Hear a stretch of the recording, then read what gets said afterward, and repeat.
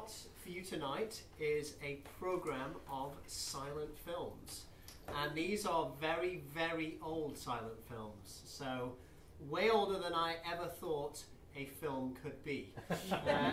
They're all by a gentleman named George Melies. And George Melies was active in Paris, in France, around the turn of the last century. He was a contemporary of Debussy, the composer. So I thought it would be a fun idea to kind of match Melies' films up with some of Debussy's music. And along the way, I discovered other pieces of music, other pieces of classical music that worked very well with Melies' films. So I decided to put them to it as well. So I'm going to take you on a little bit of a trip back in time, and we're going to discover some of Melies' films together, and also some different classical music. So I'm going to start off very appropriately with a piece called The Loony Musician.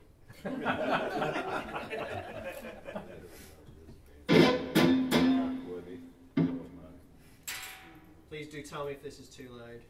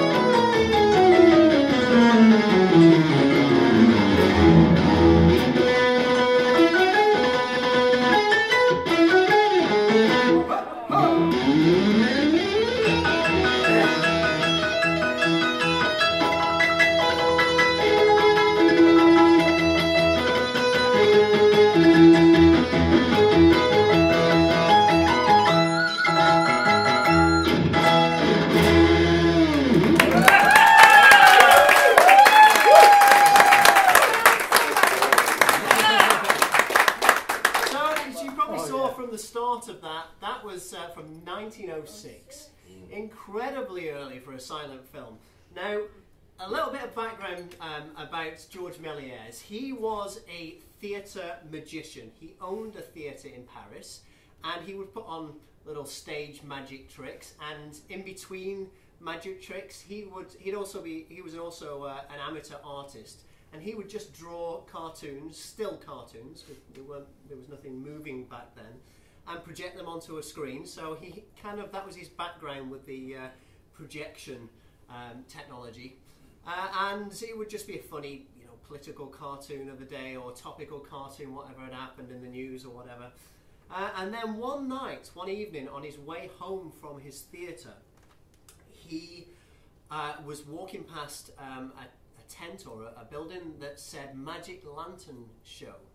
And he was intrigued. He went inside, he paid his 3 shillings or whatever, whatever it was, and he saw such wonders as a train arriving at a station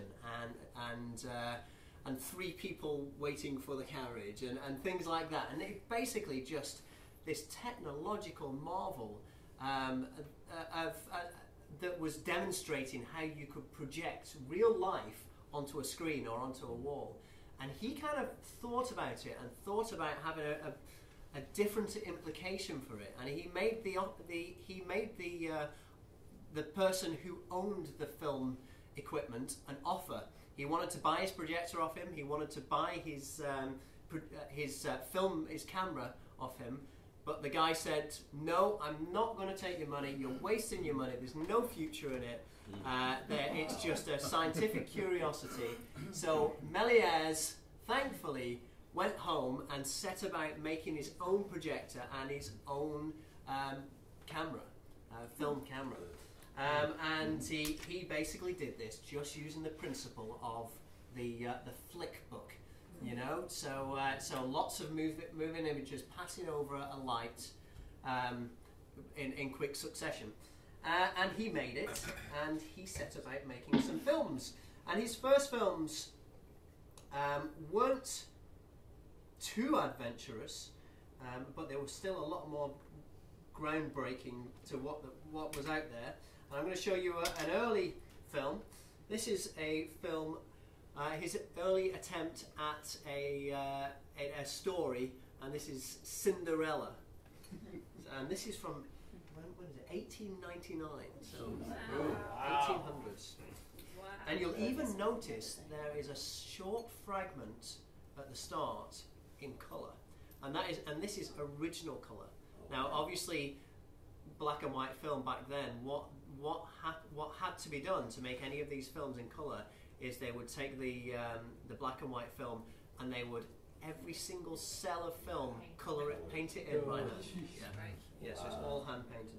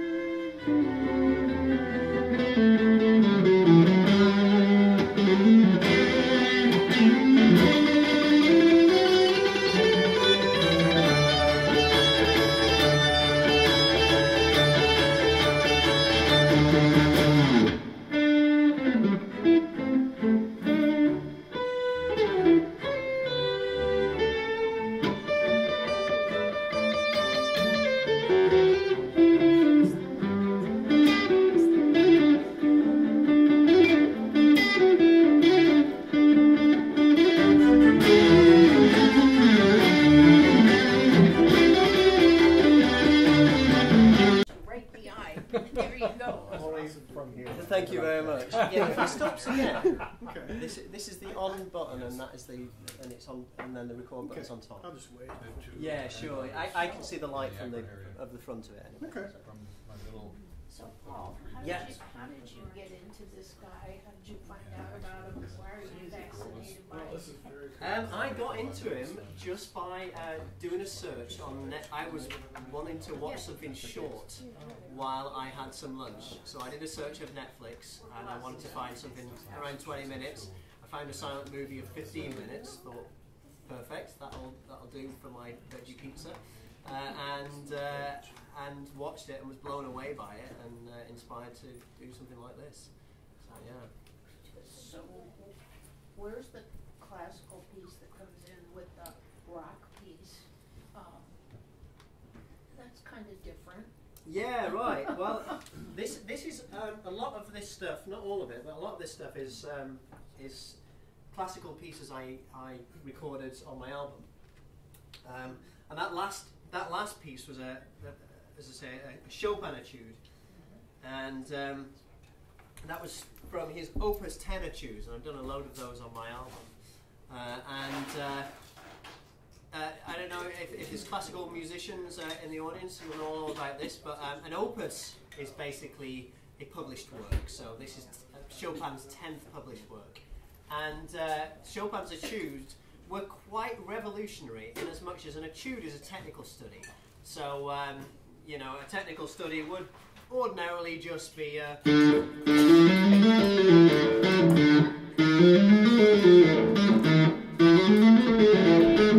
very, very boring, very useful for teaching you a certain technique, but mind-numbingly boring. You would never ever want to inflict anybody to listen to that.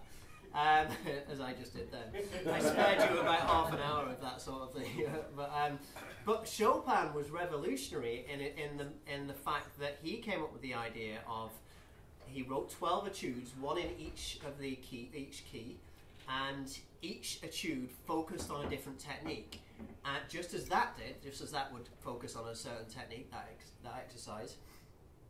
But he made all of his etudes nice pieces of music. So there's a whole load of them. Some are really, really lyrical and really, really beautiful. And then others are, you know, face-meltingly fast and, you know, incredibly impressive. But they all focus on a specific technique. So that one I just played, I believe that might be number 7. I always forget the numbers of them, but Opus 10 number 7. And on the piano, it's very easy to be able to play something in one octave and then repeat it in the next octave and repeat it in the next octave, so you get this lovely, lovely flow of notes going all the way up the piano. And this is basically what this etude is for. Now, that's not so easy when it comes to the guitar, so I decided to try and take this approach after I was housemates with a classical pianist, and I used to watch her with envy doing, you know, this octave thing. It just looks so easy. So what I did is, if I take this scale, for example, the scale I just played for you, if I take that, now Now what a pianist could do very easily would be move it up an octave and play the same thing. So I thought, how could I do that? Well, I can make sure it's on one string, because normally a guitarist would play like this. Normally a guitarist would just play it in one place. I made sure it's on one string, which means that I can move it up to another string in a different octave. And then I can move it up again to another string in a different octave.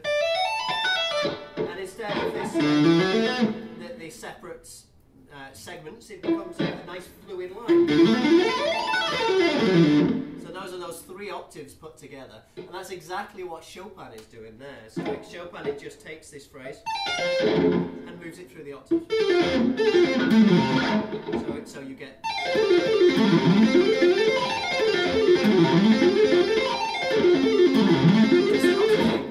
So that is the that's what Chopin is doing. Yeah, so that's the theory behind that one. But all of Chopin's etudes, I've recorded about 4 of them, and they all focus on something different, and they're all equally good pieces of music as they are good exercises for specific things. All right, what's up next? Okay, so this piece uses octaves in nowhere, so that's not going to help me at all, that etude.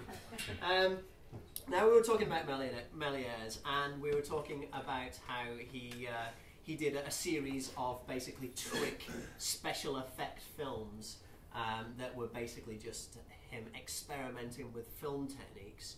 And this is an incredible one. This is a really, really monumental film.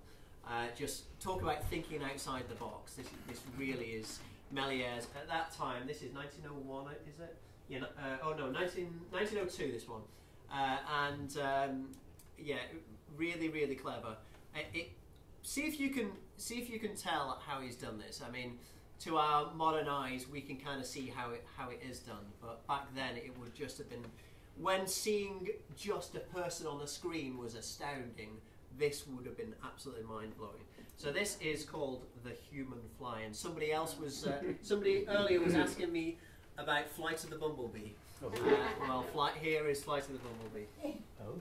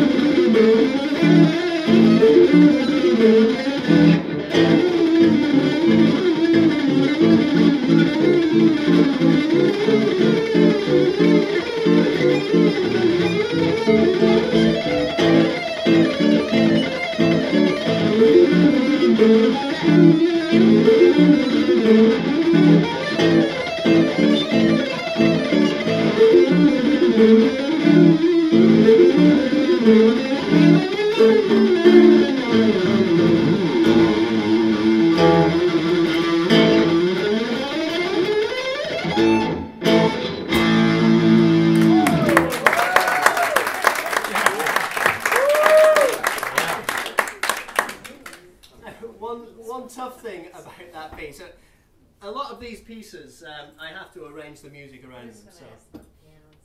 Yeah, so I have to do an arrangement for it to fit the film. Okay, in that particular instance, I had to make Flight of the Bumblebee about twice as long, which it is a grueling, it is a workout. Yeah, the lactic acid starts flowing like crazy. Fingers get cramps. Exactly. Yeah. Your precision is so awesome. Where did you learn this? What was that? Your precision of how you hit every note so perfectly. I mean, where did you learn this? I mean, what's your background? Well, a lot of the technique stuff is all self-taught and painstakingly, you know, doing it the wrong way for a lot of times until I find the right way. But yeah, I think anything like this is just slow. Just practice it slow until it becomes second nature. And if accuracy is your goal rather than speed, I think a lot of people, a lot of musicians aim to speed up as their you know, their main end game, but your main end game should be to be precise. Right. And if you so do where that, were you at 11 years old? I mean, what's your whole background? I mean, my background, I started playing when I was 7, and I learned that piece when I was 16. Wow. So I've been playing that. I've been playing that for more years than I haven't. It should be and on I your think list every time you play. Yeah, I think I find it harder now than, especially at that length. Yeah. But yeah, in terms of background, well, I did a degree in jazz, but before that, I studied at college.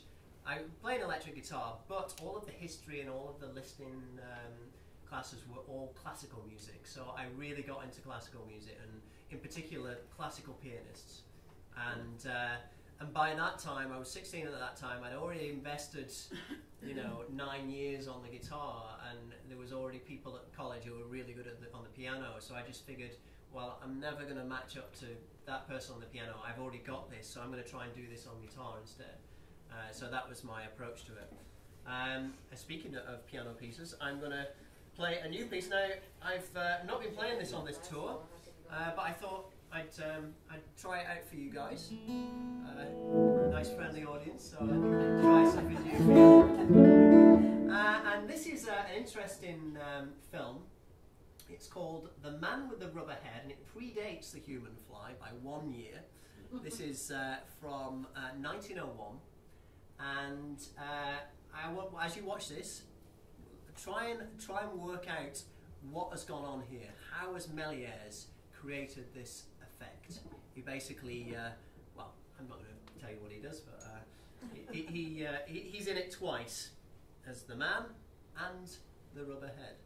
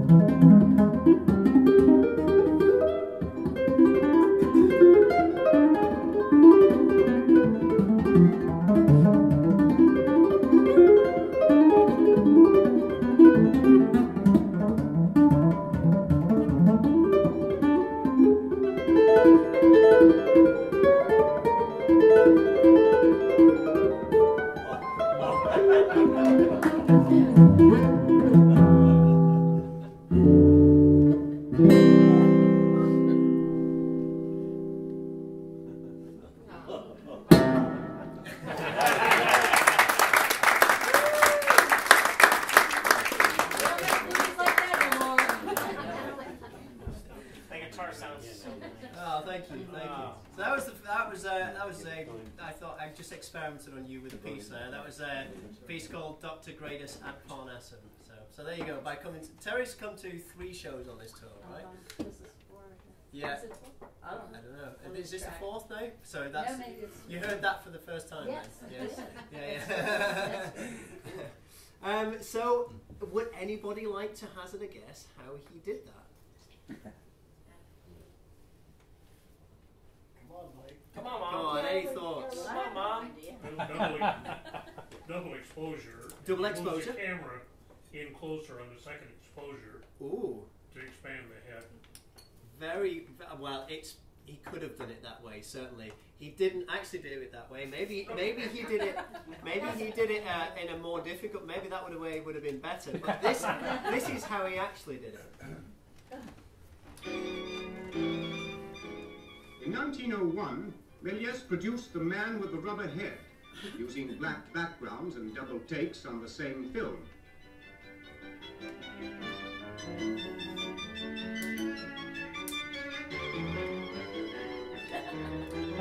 So that's the big bellows. In the first take, Melies moves forward on the dolly. His head, seen against the black background, seems to get bigger.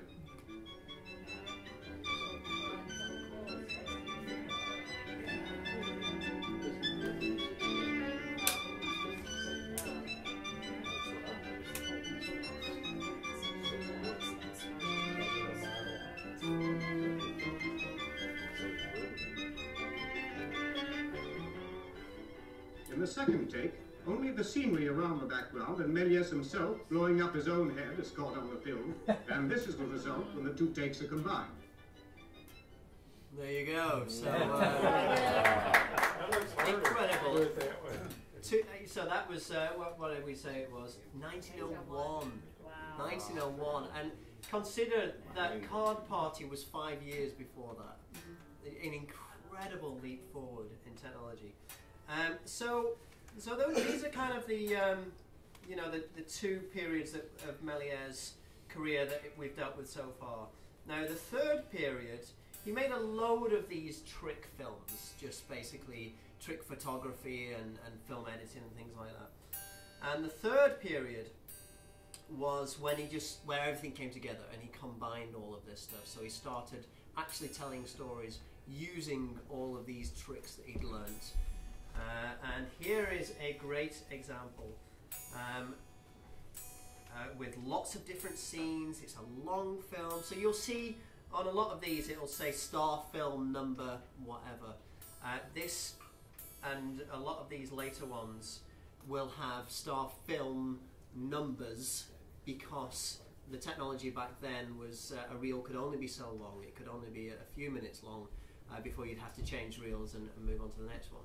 And by the looks of it, there's around 4 reels used in this, and it kind of is split into 4 parts, 4 sections of film.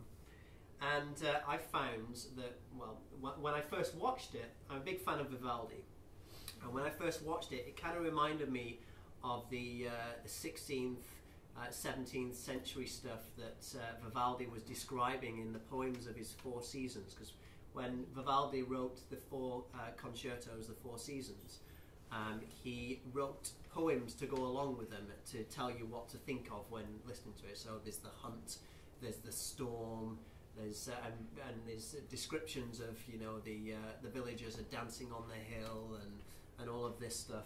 And it kind of reminded me of because this next film is set in that kind of era. It's out in the country. It's in a big castle. It's all of this stuff. So I thought I'd try to put them together, see if any of the 4 seasons work, and I found that luckily, as chance would have it, there is one movement from each of the seasons that seems to work really well with each of these 4 movements. So I've set the Good Shepherdess and the Evil Princess. He came up with the best names of films. The Good Shepherdess and the Evil Princess to Vivaldi's 4 seasons. So this is a longer one, so sit back and enjoy.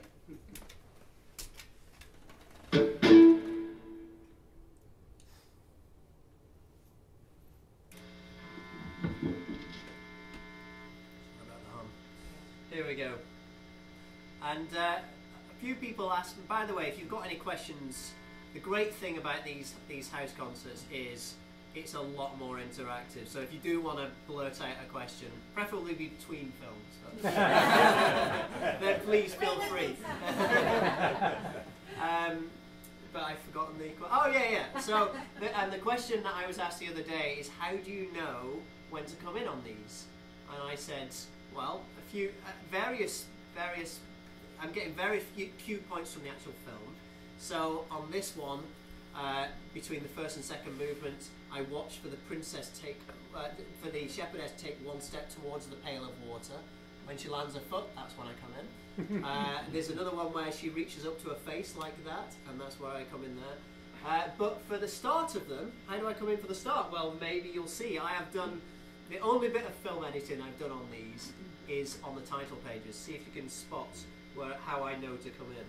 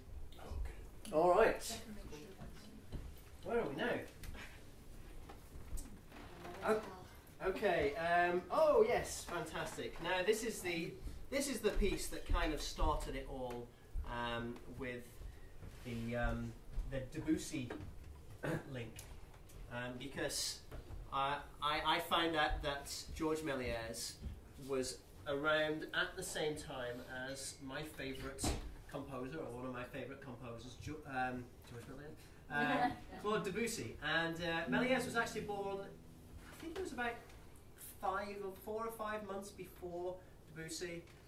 Both were born in Paris, both lived and worked in Paris, and both were masters of leaders in their fields of their chosen arts. Both were very famous around Paris, and did they ever meet? Well, there's no record of them ever meeting, and they certainly didn't collaborate. Debussy was such a musical snob and such a grumpy old man that he wouldn't want to have collaborated with any of this new stuff going on here. And back then, silent films, well, even up into the 20s, silent films never had a score. There was never a score written for a silent film. Basically, if there was music to go with them, and some of these would have had music, Melies would have played, in some cases Melies actually played piano and he just kind of improvised along with it. But if there was ever music for a silent film, it would be a silent film musician that just did silent films, and they were incredibly adept at improvising the score. Sometimes for the first time they'd ever seen the film.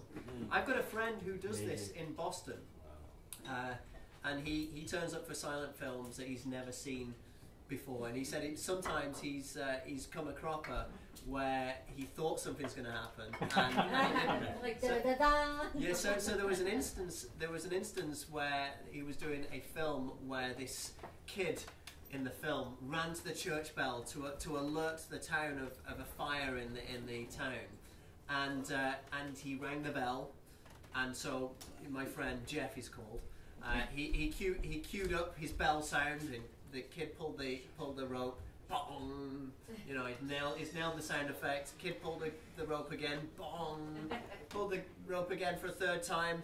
Bong! And then the title came up. But as much as he pulled, there was no sound. That's so good. So it can all go very, very wrong. Thankfully, I'm not improvising much in this sense. And I have seen obviously these films before, so I thought it would be fun to they might not have met in Paris, but 120 years later they are going to meet in Akron, Ohio, and they are going to collaborate. This is a piece called The Eclipse. There's a film called The Eclipse, and I'm going to put 2 Debussy films to it. And if you have a look at these wonderful t-shirts, I must say you need to look at the printing on this, because highest quality printing that you could possibly come by. You'll never get a higher quality t-shirt than this. But if you have a look at all of the people on here, we've got Melies here, we've got Debussy here, and we've got a mysterious, very good-looking face in the sun, which is my face, in the sun here, and it's actually the sun from this film. And if you look down at the bottom here, you'll see my 2 cats, Darwin and Emma, sat in a star, and that is also the star from this film. So here is The Eclipse.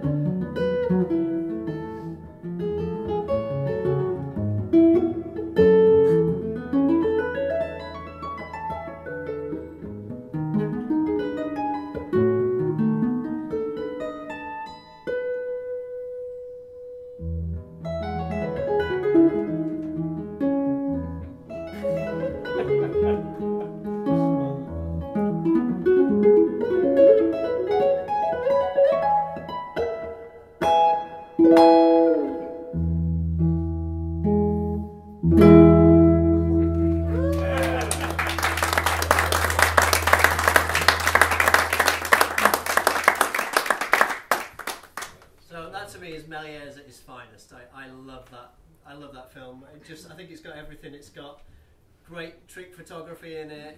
It's got a story in it. It's got humour, but also it's got elements of visual art. You know, some of those masks and the artistry in there is so iconic. Very, very cool. So yeah, I love that piece.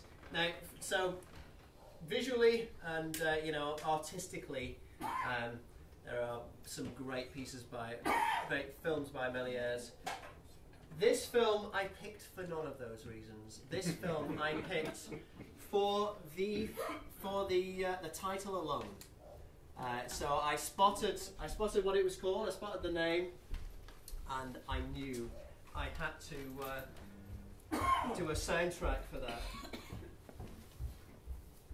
I had to do a soundtrack for this piece just because I love the name so much.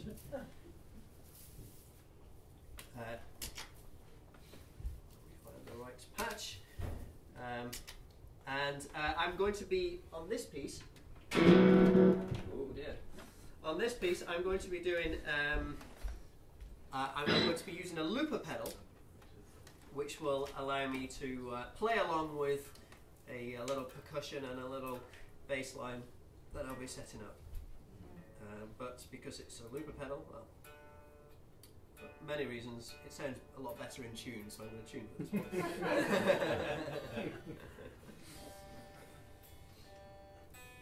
one. Okay, so this is Jupiter's Thunderbolts.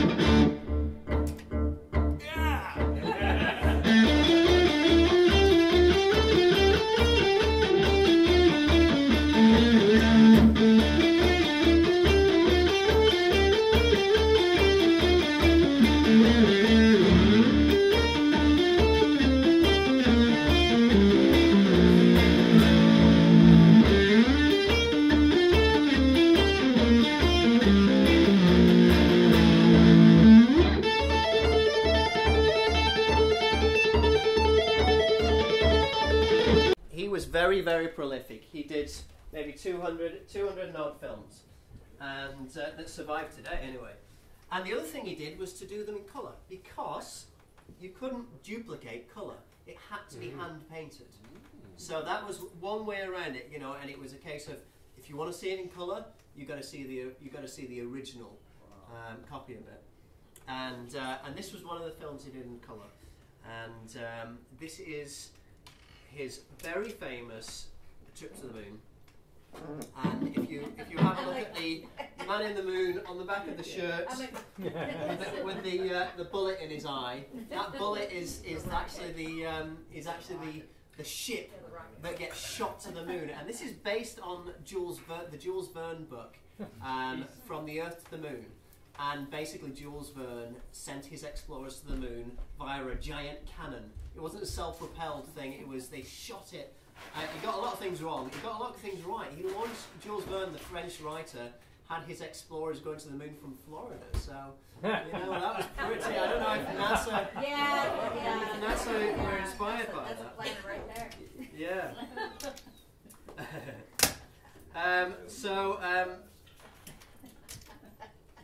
So this is a trip to the moon, and I've set it to, as luck would have it, or as coincidence would have it, another moon-based composition, although I didn't know it at the time, was published precisely 100 years earlier.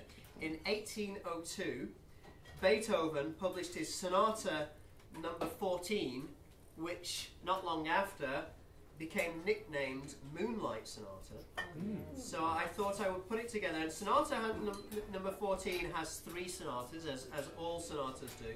So it has 3 movements, as all sonatas do. So I thought I'd put the 2 together. And when I came up with a title for this, that's when I knew it was the right thing to do. So I hope you like a play on words, a pun as well as I do. I give you A Trip to the Moonlight Sonata.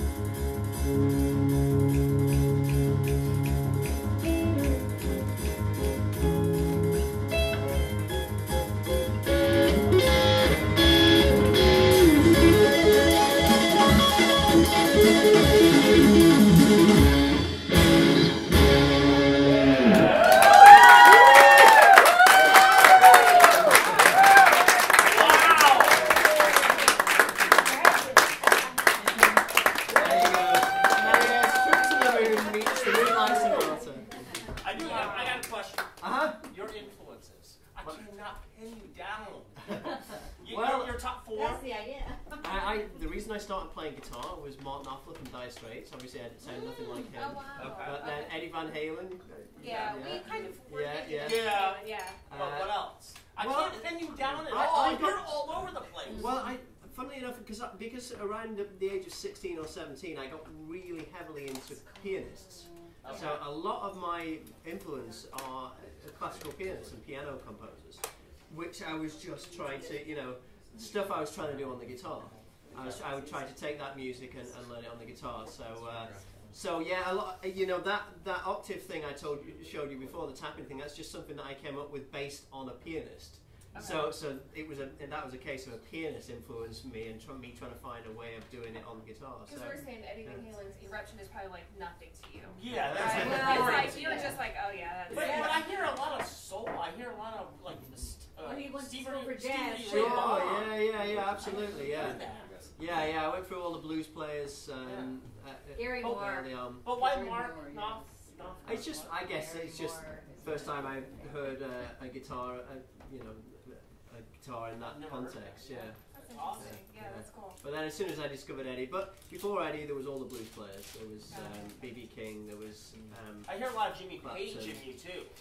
Actually, probably not Jimmy Page. Yeah, probably not Jimmy Page. But everyone else you've mentioned, yes. Well, I heard that early. It was just that whole. Yeah, yeah. A lot of people say Jimmy Page, but I've never really listened to Zeppelin. Really? Yeah, growing up. Yeah. Yeah, but a lot more of the blues players. Hendrix in a big way. Yeah. Really? Yeah. So I don't hear any Hendrix in you.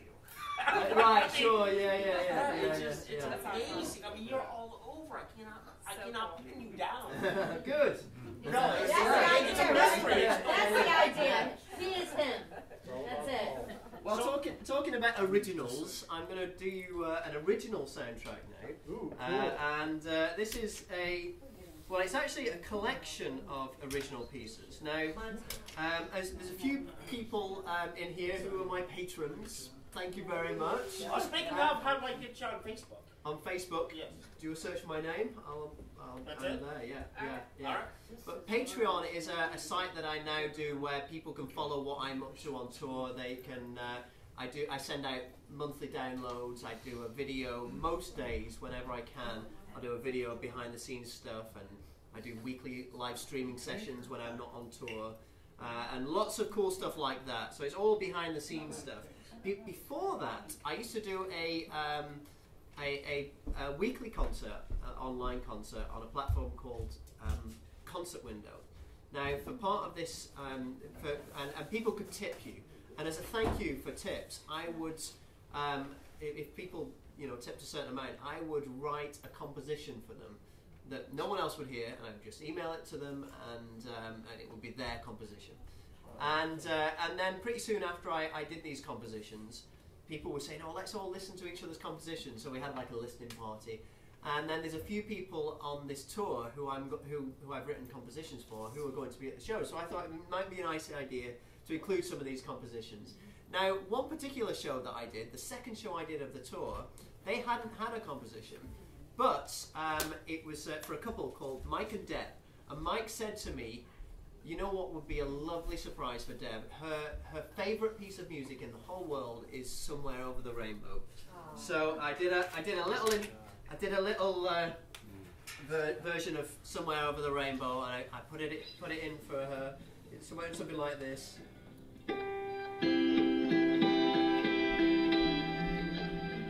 I'm not planned to play this, so I can't remember.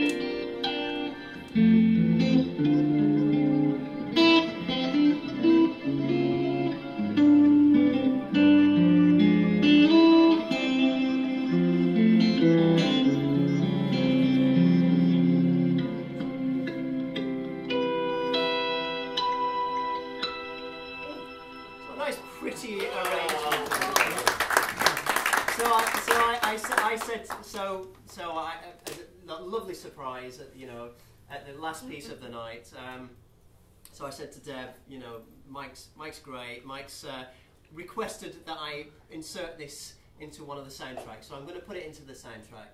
So Mike's asked me to dedicate this film to you, and then it was at that point I realised what the film was called, and the film's called The Witch. So Mike has asked me to dedicate this film to you, Deb. It's called The Witch. It didn't exactly have the desired effect. But so anyway, this is The Witch, and it's an original soundtrack. And I think, is it in colour? I think it might be in colour. I think it is.